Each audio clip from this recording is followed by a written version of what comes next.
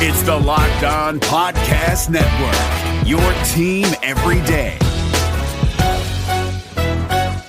Football's back, and Whole Foods Market has everything you need for a delicious tailgate or watch party. Level up your game day hosting with marinated chicken wings, chicken sausages, hot dogs, and more. Headed to a friend's house? On the way, grab crowd-pleasing snacks from Whole Foods Market, like Late July tortilla chips and Primal Kitchen queso dip. And don't forget the beer. Very important. Just check out that local selection. Elevate game day with Whole Foods Market. Must be 21 plus. Please drink responsibly.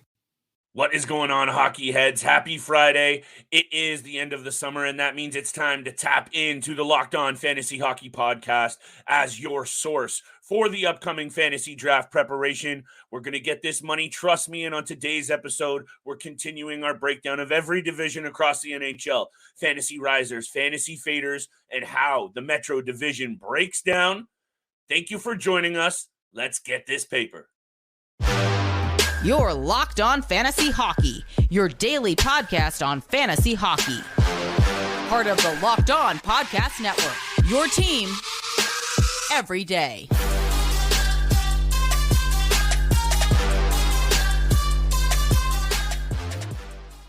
Welcome back inside the lab, everybody, to the Friday edition of the Locked On Fantasy Hockey Podcast. I am joined, as always, by my distinguished co-host, Mr. Steele Roden. And on this side of the microphone, it's your boy, Big Flip Livingstone, continuing to hold you guys down for all of your fantasy hockey needs, even throughout the offseason. But, baby, we are about to head back to 5 episodes a week, Steele. Starting next week, we're going to have mock draft Mondays all September long, so make sure you keep it tapped right here. Like, subscribe, and follow. We are here free and available, going to be going back to Monday through Friday, and thank you for making us your first listen every single day. Today's episode is brought to you by FanDuel. FanDuel Sportsbook, official sportsbook of Locked On. Make every moment more, and right now, new customers can bet $5 and get $200 in bonus bets guaranteed. Visit FanDuel.com/LockedOn to get started.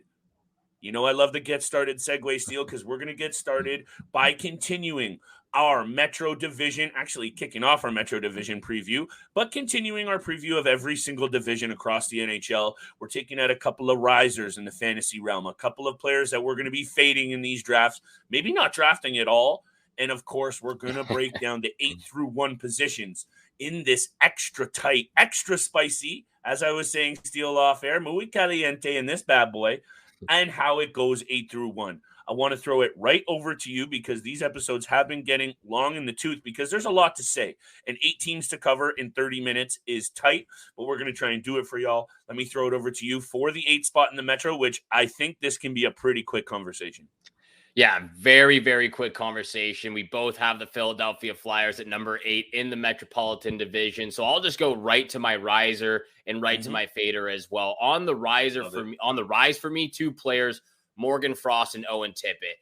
Both of those guys, very young right now, finally coming into their own game, especially Morgan Frost, especially 19 goals, 27 assists for 46 points last year. He is now the number 1 center. After relieving Kevin Hayes of his duties, and he's now in St. Louis. But Morgan Frost becomes that number 1 center for the Philadelphia Flyers. First round, 27th overall pick back in 2017. He's 24 years old. He continues to get better and better, especially last year, really blossomed out. Again, 46 points. And then Owen Tippett on his right side. He has a very quick shot, a very nice shot at that as well. So I really like those 2 players for the Philadelphia Flyers, but I have them in 8th, finishing with 58 points.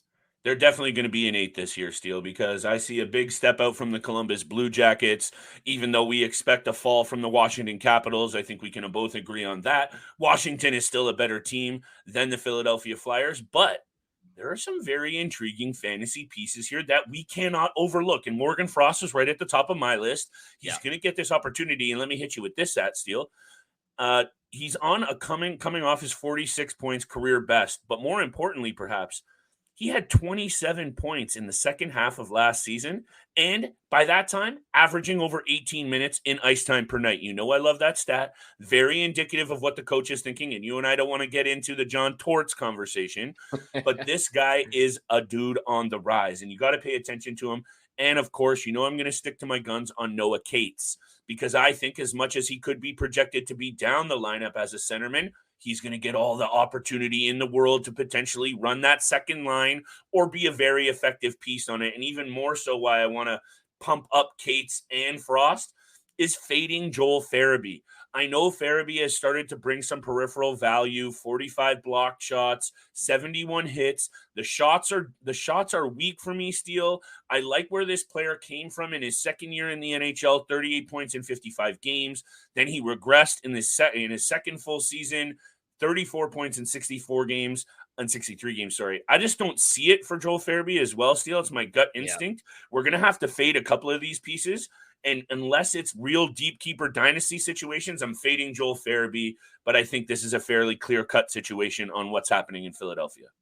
Yeah, I believe so as well. I think everyone at this point knows how I feel about the Philadelphia Flyers and John Tortorella and what they bring to the table. Just not a very good team heading into the season, but just like everyone's on the trade block. Could see Travis Konecny and Carter Hart go in the number of years. So we'll have to keep our eyes on for that. At number 7, though, in the Metropolitan. Here he goes. This one for me went back and forth for a little bit, but I think I'm going to change my mind. I'm going to change my mind here. Okay. I am going to go with the Columbus Blue Jackets at number 7. I did originally have them at number 6, but I'm going to drop them back down to number 7 just because I think the Washington Capitals still remain a better team than the Columbus Blue Jackets, but not far off. Like not you said, much. Not far off. So I'm going to go Columbus at number 7, and just because of some of their younger pieces, I'm not sure where they quite are right now. Kent Johnson being one of them. Can Kirill Marchenko continue to score goals like he did last year? And then obviously Adam Fantilli coming into that second line center position. And what can he do? We are very excited for what he brings. But with all the injuries that happened last year, Elvis Merzlikins not being up to par from his standard, I'm going to drop them back down to number 7 here. I'm going to have them finishing with 70 points at the end of the season, maybe 72, somewhere in that general area. For on the rise, though, I'm going to go straight to Adam Fantilli. I'm going to go straight to him. The obvious choice. The obvious choice. First year in the NHL. I think he's going to make his teammates and line mates around him a lot better. Obviously, playing with Johnny Gaudreau and Patrick Laine, if he gets the chance to play with them as that center liner. Right. Then early projections here. Early projections. So on the rise, I'm going to go with Adam Fantilli. On the decline, on the fade list, I'm going to go with Elvis Merzlikins. I'm going to go with him. And, again, he's the starting goaltender. I just don't know if he really has that starting quality in him and to be that number 1 guy anymore. I really thought he would be, obviously after the trade of Korpisalo and, battling with him over the last few years. He showed some flashes. He showed some flashes, but is he that guy? I don't think he is right now. So he's going to be the guy I fade. Yeah, it's got to be Merzlikins as well. I think that was another obvious one, but I like that you're covering these because I went a little bit less obvious. And just very quickly on Fantilli, any other year, he's likely going first overall. I know there was a little bit of shakeup at the top of the draft, but I think a lot of what happened with Bedard being the clear number 1 left the 2, 3, 4 to be a little bit more subjective. And I think any other year, Fantilli is getting a really, really good look at that first overall draft pick. So that's just number 1 because he's got some elite level quality. I could see 45 to 50 points for him this year. No problem. That means he's an immediate, already important fantasy piece. And in the keeper dynasty realm, right after Bedard, why aren't you going after Fantilli first as a future keeper piece for your team? I have Kent Johnson on my list. I have Adam Fantilli and Kirill Marchenko all as risers. You basically covered them all. I love the upside with Kent Johnson. I think he has a little bit more all around to his game. Kirill Marchenko, though, I watched a couple of his games last year. This guy can score. He can put the puck in the back of the net. He's got really good hands. I'm intrigued to see what happens with him. Ivan Provorov, Steele. He's a name, right? He's still a name. And there's some guys out there who are starting to fade in value big time. And finding offensive defensemen who can bring it are really tough. So I want to just throw this disclaimer out there right now. He's now down the depth chart behind Zach Werenski and Damon Severson. He's going to be getting some minutes reduced from what he's seen in the past couple of years, I believe, averaging 25, 24, and 23 minutes. Last year, Steele, in a full season, 27 points when we saw previously 41 and 36 from this guy. I'm saying you're going to see more regression from Ivan Provorov. Stay away from this guy unless it's maybe an emergency waiver wire ad to replace an injury. Yeah, completely agree with that analysis on Ivan Provorov as well. Just I don't think behind Werenski and behind Severson. Damon Severson as well, he's not going to get as much minutes as he saw back in Mhm. Philadelphia. I'll make this Right. real quick. Thank At you. number 6, I have the Washington Capitals. Again, very slightly above the Columbus Blue Jackets, but they me are too. above nonetheless, finishing with 76 points on the season. And the big reason why I do like a lot of these players on this team, but a big reason why is that second line of Max Pacioretty, Nicholas Backstrom, and TJ Oshie. Again, early line combinations right now. That should be the second line, though. It should be, but that second line scares me to death. It is being held together by a very, very loose skate lace. Like this thing couldn't be. It's hanging on by a thread right now. Got it. Because all those guys continuously get injured, serious injuries as well. Max Pacioretty back-to-back Achilles tears, Nicholas Backstrom hip surgery, and he had back surgery, I believe. And then TJ Oshie just seems to pop in and out of the lineup constantly. So that line really does scare me, even though I do like all three of those players. My riser, though, is going to be Rasmus Sandin. I knew you were going there. I really like what he did at the end of the year when he got traded to the Washington Capitals, even last year in general. 35 points in 71 games. That's the most games he's played in the NHL so far. He hasn't really been given the opportunity like a lot of prospects or a lot of players on the Marlies in Toronto don't get that opportunity in Toronto sometimes. And he finally started to get his that opportunity, get his bearing a little bit, get his feet under him, and eventually got traded to the Washington Capitals. So I'm going with Rasmus Sandin. I really like him. 136 hits, 87 blocks. I think his shot total needs to get up there. It hasn't cracked over 100 shots, but the points are slowly creeping up, and so are those peripheral stats in his time on ice. So I really like Rasmus Sandin. 15 points in 19 games for the Washington Capitals last regular season. He's got to be one of those guys, Steele, but I'm just a little bit wary because of how they might have to deploy him, right? Because he could be behind John Carlson, Martin Ferravari. He might be playing that second power play unit. He might be playing second unit minutes. Still going to bring some value, and I like him on the risers. Just wanted to throw out that little bit of the warning because I have the Washington Capitals in 6th as well, and I'm going to keep this one tight. Dylan Strome is going to get the opportunity to play with Alex Ovechkin every single night and be the number one centerman in Washington. They are done with Evgeny Kuznetsov. The ties between the team and his representation and him are strained. They want to move on from this player. They haven't been able to do it, and I think a lot of it has to do with some of his off-ice issues and some of his attitude issues. My man likes to touch a little bit of snow, if you know what I'm saying. He likes to get into trouble, and that's not good for the chemistry between the GM and what's trying to happen with his representation. So I'm saying this. Dylan Strome is on the rise, and I know his game sometimes leaves a lot to be desired, but just by default, if he's getting run out there with Ovechkin, I'm taking a risk on Dylan Strome this year, Steele. That's what I wanted to come out here and say. He's going to be the number one guy in Washington. I think Washington regresses. I think they're in trouble overall and in terms of making the playoffs, but there is still some fantasy value to be had. And also, deep down the charts for you Keeper Dynasty Cats, Connor McMichael has been the victim of too many forwards in Washington, Steele. Peter Laviolette, when he was there, didn't like Connor McMichael. This kid was a stud for Canada. He was a stud during his junior career. And if he gets a sniff, Steele, I think that left side, which is his natural position, is wide open other than Ovi. Max Pacioretty concerns me. He's my fader. He's a name, and he gets too injured. He's banged up. I'm fading him to the very end of the draft. I hope you like those takes, Steele, because I think I'm ready to take us to break. Yeah, Max Pacioretty is still a guy that I'm going to keep my eyes on for a little bit. The injury does concern me. I'm fading him, baby. The injury does concern me, but he is going to be one of those options toward the middle end of the draft. Okay. Bold. But I like it. And what I like even more is wagering on the NFL on FanDuel, because NFL season is here, boys and girls. And for everyone out there who doesn't bet on FanDuel, you need to be getting over there right now. Get ready for the NFL season with incredible offers from FanDuel, America's #1 sportsbook. Right now, New customers bet $5 and get $200 back in bonus bets guaranteed.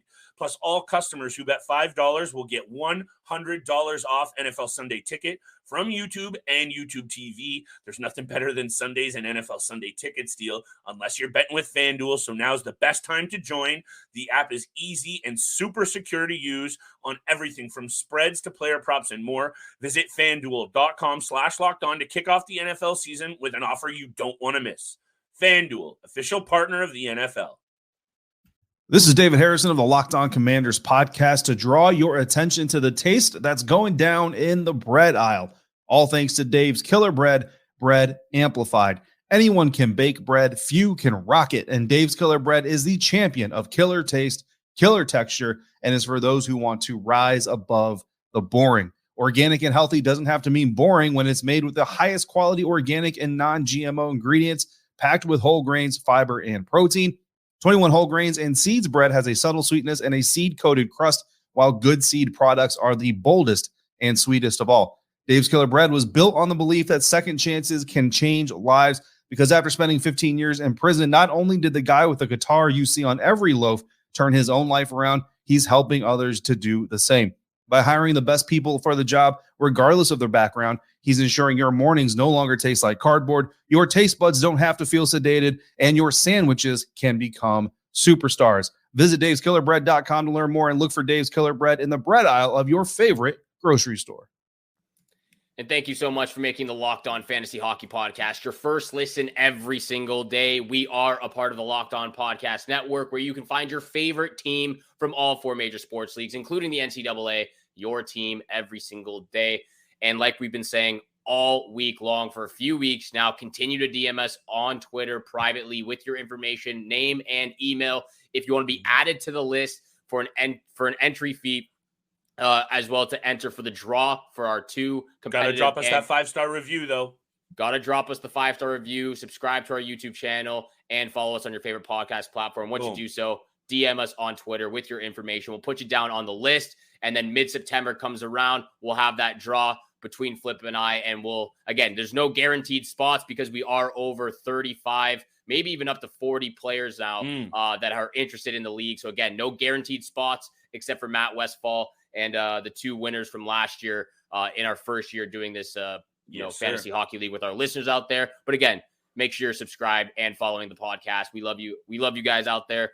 All that support you show us every single day. We appreciate it. Continuing though with number 5, 4, and number 3 on this Metropolitan Division.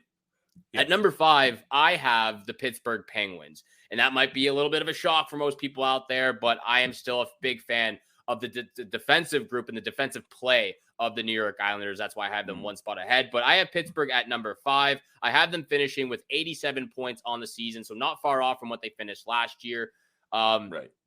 I don't think, again, I think they're one of the older teams in the NHL. Yeah. I do like them a lot. They still have some absolute studs on the team. Obviously, Sidney Crosby, and when Jake Gensel comes back from injury, Evgeny Malkin played out of his mind last year.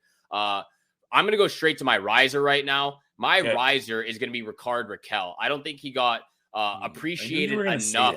I knew you were going to say that. There's no way you knew I was going to say that. There's no way. No, I did, because you've been alluding to this. You've been expecting more from him, and I see that's the angle here. He should be producing more. I have been expecting more, and I thought he did pretty well last year. 60 points, 28 goals on the season, had 141 hits and 53 blocks, over 240 shots. So the peripheral stats are great. He's pulling it all together right now. It's only the second time in his career he's put over 60 points, but I think he can do better. I think he can do better, and he will do better. Playing with Sidney Crosby, and again, once Jake Gensel comes back onto that top line, great on the power play, can really get it done. And of course, playing with Sidney Crosby, everyone's game is elevated. So that's going to be my riser. My player to fade. This one might be a little bit of bold take because I think a lot of people expect him to bounce back, but I'm going to go with Brian Rust. I just don't think he had it in him last year. I'm going to go back to him as a fade. Again, very draftable player, but he's going to fade down that draft board for me quite a bit.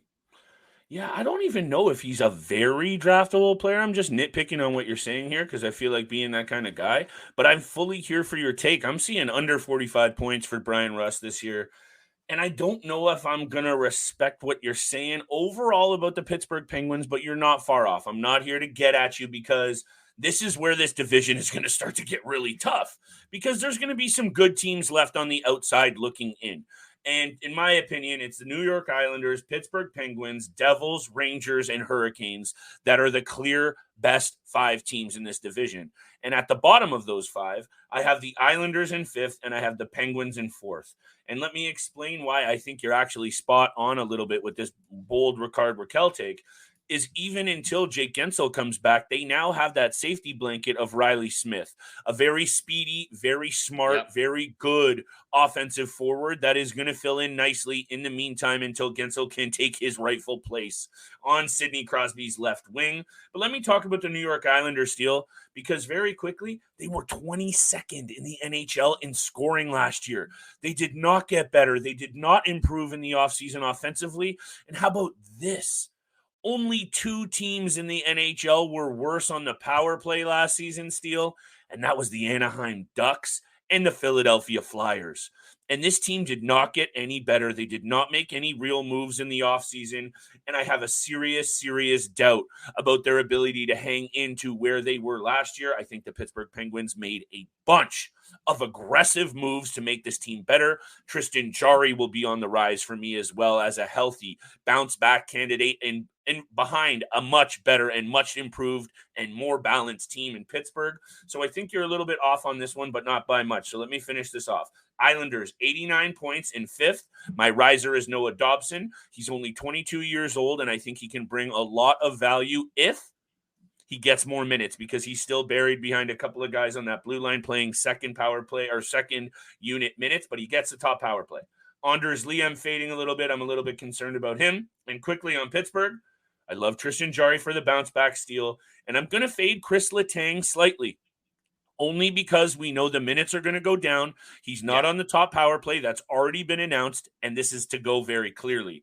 Chris Letang, very draftable still, but he's going to be faded a little bit down the board now just because of that EK65 news. Yeah, no, very respectable take there. I can't disagree with it too much. Again, we're just slightly off right now. Yeah, we're interchanging here. It's subjective. We're interchanging, but I'm going to agree with you. Noah Dobson is going to be one of my risers. I think that's the one thing that's truly missing right now from the New York Islanders group is having that star defenseman who can be an offensive threat, both on 5-on-5 and 5-on-5 and on the power play. So Noah Dobson, again, like you said, he's 23 years old. He'll be 24 in January. He'll be 24 in January, so still very young, but 49 points last year, 51 the year prior to that. The blocks are up, the hits are up. Again, he's a power play quarterback. If he can just become that offensive threat, that offensive juggernaut like we see, again, I'm not going to try to compare him to Cale Makar and what Erik Karlsson and those guys are doing right now, but if he can sort of start trending in that direction, that's the most thing that the Islanders need right now. There's that true quarterback star on the blue line for them. So he's going to be on the rise for me. I'm also going to put Pierre Engvall on the rise a little bit. See, I got you. I'm all over you today, Steele, and that's not a bad take either. He's going to get a good look up the left side. I think he is going to get a good look, and I'm going to throw this together as well because I'm going to throw both him and JG Pageau together on the rise because I think JG Pageau struggled a little bit last year playing with Zach Parise, just very slow, very old. Now he gets to play with someone who's younger, faster. Okay. Again, Engvall doesn't have the hands. Guy's got bricks for hands, like early projections, but I think he's going to be better. He's going to put over 40 points or close to 40 points. Again, for him, the shots are going to continue to go up. The hits are going to continue to go up. And hopefully he gets a little bit more time as well. They need that speed and he brings it together. On the fade though, I'm going to agree with you. I'm going to go with Anders Lee, like you said. I'm not going to fade him too much because I still think he had a decent year last year. But he's gonna be one might fade. He's still a draftable player, but one to fade. I have the Islanders in 4th position in the Metropolitan, finishing with 90 points on the season, so not too far off from the Pittsburgh Penguins I had in 5th. At number 3, though, this is where I think things are going to take a dive. I have the New Jersey Devils at number 3. Me too, brother. I have them. Oh, okay, perfect. Yeah, me that's too. Great then. You know what, Steele? Honestly, I'm being straight up honest. When I think you and I are actually on the same wavelength today, I knew you were going to think I was going to value the Devils higher. I just had a serious look in this, and I'm going to leave it to your take. And I think they're fair at 3 this year. I see a slight regression from them. Yeah, I have them at number 3. We'll get to number 2 and we'll get to number 1 right after the break. But thank you so much for making the Locked On Fantasy Hockey Podcast your first listen every single day. Please remember to hit that subscribe, hit the follow button. We appreciate all that love and support. Leave us a 5-star review as well on your favorite podcast platform. Yes. Again, we just appreciate all that love and support. We're diving hard into the season. 5 episodes per week now once September hits. And we couldn't be happier because the season is so close, very near. We can't wait for all of that Toronto Maple Leaf action, all of the NHL action that we get to witness. Boom. And of course, the Minnesota Wild out on the west side. But again, we appreciate all of our listeners out there. Continue to DM us on Twitter privately if you want to be a part of the league. We'll put you down on the list.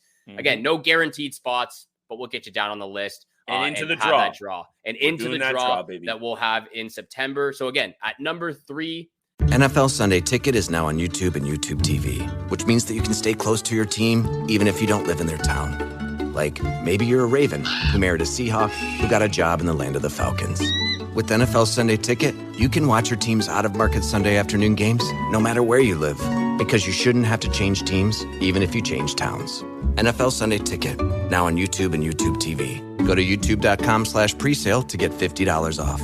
Terms and embargoes apply. Offer ends 9/19. No refund. Subscription auto renews. Football's back, and Whole Foods Market is everything you need for a delicious tailgate or watch party. Level up your game day hosting with marinated chicken wings, chicken sausages, hot dogs, and more. Headed to a friend's house? On the way, grab crowd-pleasing snacks from Whole Foods Market, like Late July tortilla chips and Primal Kitchen queso dip. And don't forget the beer. Very important. Just check out that local selection. Elevate game day with Whole Foods Market. Must be 21 plus. Please drink responsibly. I have the New Jersey Devils. I have them finishing with 100 points, give or take, maybe 102 points.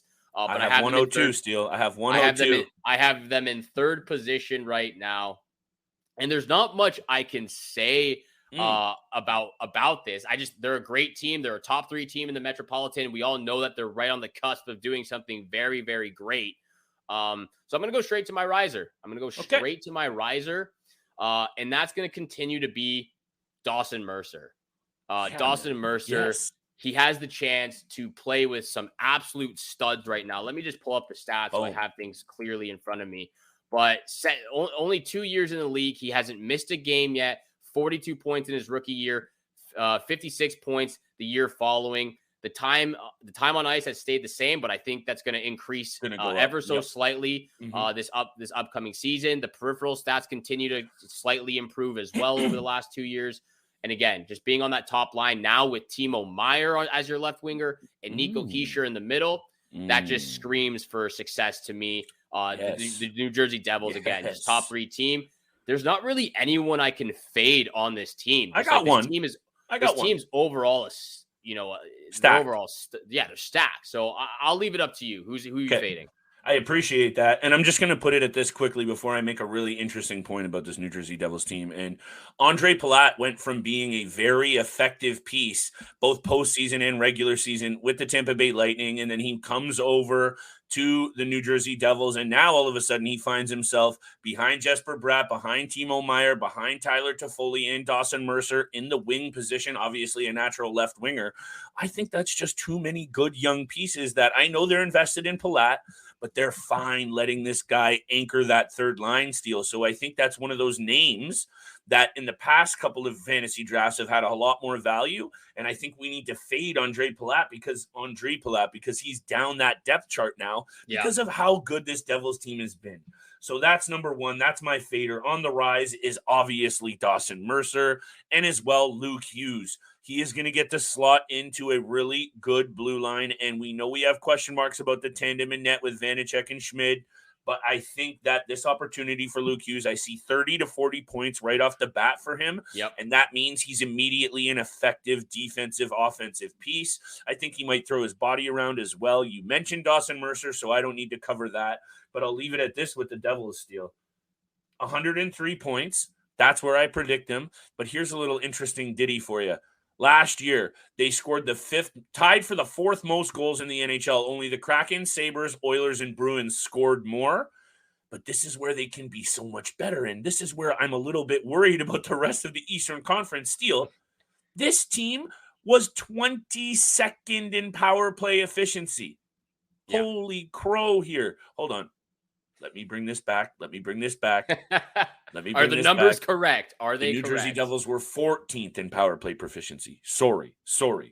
But given how much talent they have and how many goals they scored, if they can start figuring things out on the power play, the rest of the East is in real trouble. And I think that means our projections for some of these offensive pieces, because we're basing it on last year's numbers, could actually even go higher.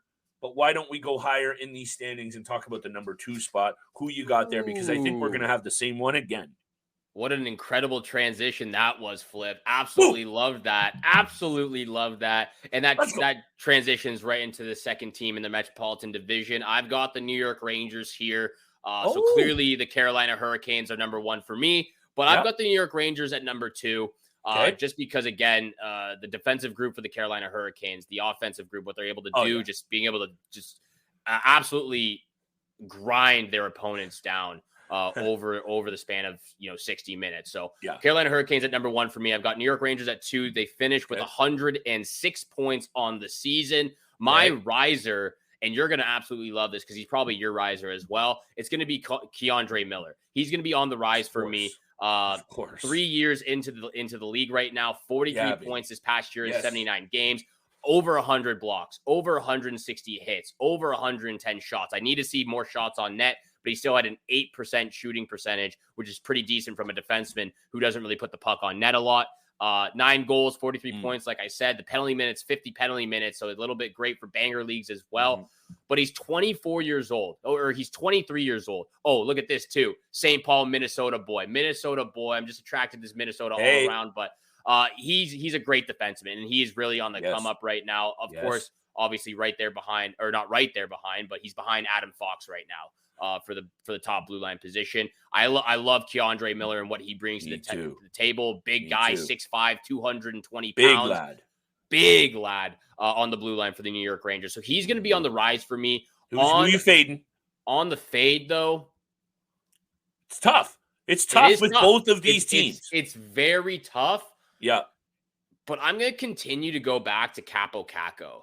I just don't know. He's been given so much opportunity in the top 6 group right now, and I'm gonna pull up his stats real quick so I have it in front of me. The tough thing with me while you do that, Steele, with Kako is he would have already been faded by a lot of guys, a lot of gals, a lot of GMs out there. I think he would have already been on that fade list, but I think you have to continue to do it. I have a bit more of a bolder take with my fade on the Rangers, but I'll let you explain your Kako stat and your take here, and then I'll get into my 2 and 1 spots.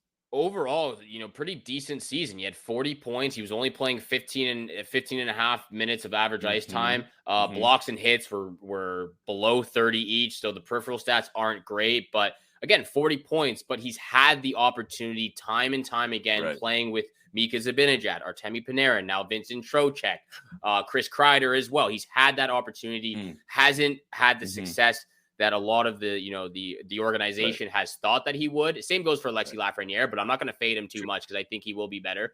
But I'm going to go with Kako. So that's my fader. My only concern with this deal is I know they brought in Blake Wheeler to play that right side. I think Blake Wheeler would be there as an almost fade target for me, but I almost like that he doesn't have to be that veteran guy anymore. But he was close to a fade, and he might be for me because I'm just really worried about what he can do with his feet. I'm worried about what's going on between the ears because there was a reason why he was stripped of that captaincy in Winnipeg. And I think you and I have been very clear about the Winnipeg Jets team being about like a Bermuda Triangle of fantasy takes because we just don't know we're going to disappear if we go into that realm. But Blake Wheeler was a fade, and I think Capo Caco, though, they got no one up the right side. Tyler Pitlick, Jimmy Vesey. So they might have to continue to run Capo out there, even though I'm not going to disagree with your takes on him being disappointing. I'm flip-flopping you here, Steele, and that's a little bit of a pun on my own name, and it's a bad one. Carolina's going to struggle to score like they did last year at times. I know they brought in some pieces. I like the balance. I love Kotkaniemi and Jarvis on the rise. That's a quick plug from my boy Seth Jarvis. Kotkaniemi, I know you like. Carolina, 108 points, so they're not far off the lead. So me and you are here again, interchangeable with these top 2 teams in the league. Carolina's the most balanced team in the league, I want to say. Aside from being a little bit loose up front, just balanced up and down. Blue line for sure. Goaltending, oh my goodness. And no, I bet you were surprised Kochetkov wasn't on the riser here, because I'm just a little bit uncertain if this is the year. Unless there's a major injury to either of those guys, I think they're fine to run back Ranta and Anderson, and why wouldn't you be? Yep. They've been very solid over the last couple of seasons.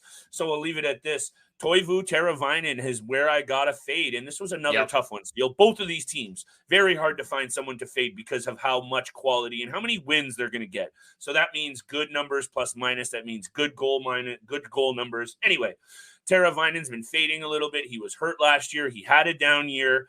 And first place, New York Rangers. We've been talking about it. I've been building up to it. Keandre Miller is my riser. He led the Rangers in even strength minutes last year. That's a huge indication. And now you mentioned his shooting percentage, Steele. I'll spit this out. 14th among defensemen across the NHL. Yeah. Top 15 already, and now he's just starting to figure it out. If you're sleeping on Keandre Miller, that's a mistake. And this is another tough one, Steele, but I'm going to say Chris Kreider. And I know he has been so consistent. It's really hard to poke holes. Those 50-goal days are gone. And I guess the other thing was, and you alluded to it, I think our boy Alexis Lafreniere has a bit of a step-out year.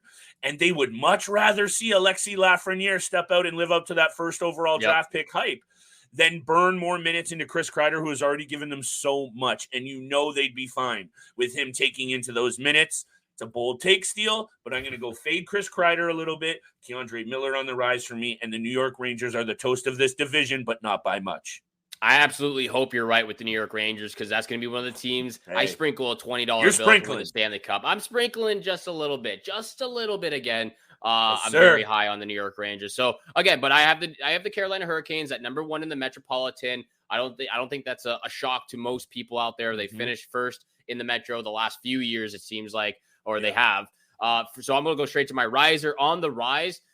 This one might not be. It might. I don't know what it is. I'll let everyone out there determine that. But on the rise, I've got Andrei Svechnikov. I really do think he's going to have a breakout season this next year. Only got to play 64 games, still had 55 points. I think we'll finally see him get over 70, maybe even 75 points this next year. The hits, the peripheral stats are incredible. 205 shots, 140 hits, only 20 blocks, but that doesn't matter when you do all the rest of the things that he does.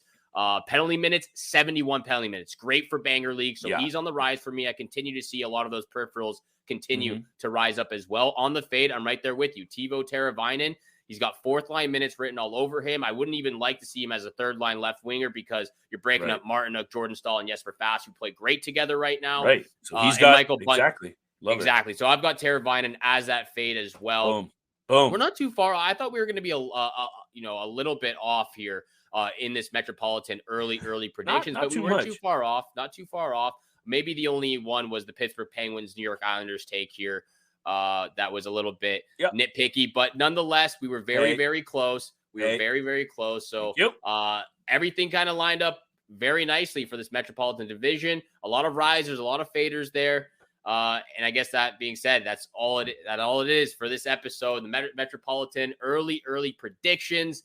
Thank you so much for making the Locked On Fantasy Hockey Podcast your first listen every single day. Make sure you're tuning in again. We're back to 5 episodes per week, Monday through Friday, 7 o'clock in the morning. Eastern time is when you can catch us. Mock Draft Mondays, baby. Mock Draft Mondays coming up every Monday up until the season starts October 7th. Thank you again so much for tuning in for today's episode with Flip and I. Have a great day. Good luck with all your summer bets out there. And we shall see you back here again on Monday. Peace.